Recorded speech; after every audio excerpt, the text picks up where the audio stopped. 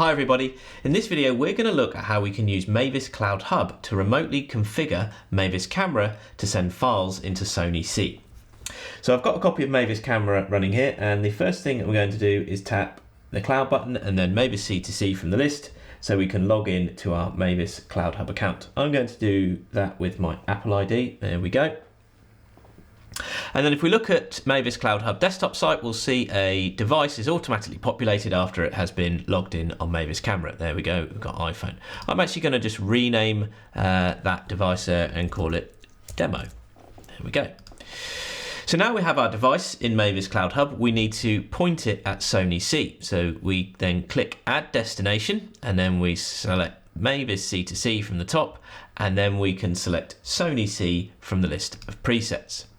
It's then going to ask us to log in to our Sony C account, and this allows Mavis Cloud Hub to be connected to Sony C. Once that's done, we then need to give our device or our copy of Mavis Camera some information about where files should land in Sony C. So we have different workspaces there. I can actually roll down a workspace and select a folder from in that workspace. So I'm actually going to select Demo there.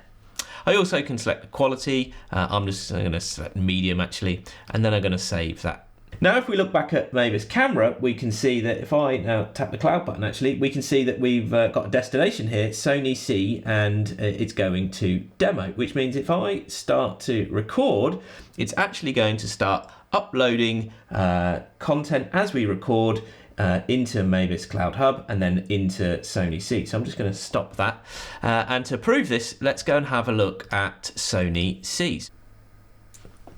And I'm going to go and select the demo folder there, and you can see that we have a file there that's comes in from Mavis Camera. It's actually still processing, but we can click on that and in a moment it will process. And as you can see, we have our file there, and we can play it and scrub it and zoom it and download it or use it in our edit.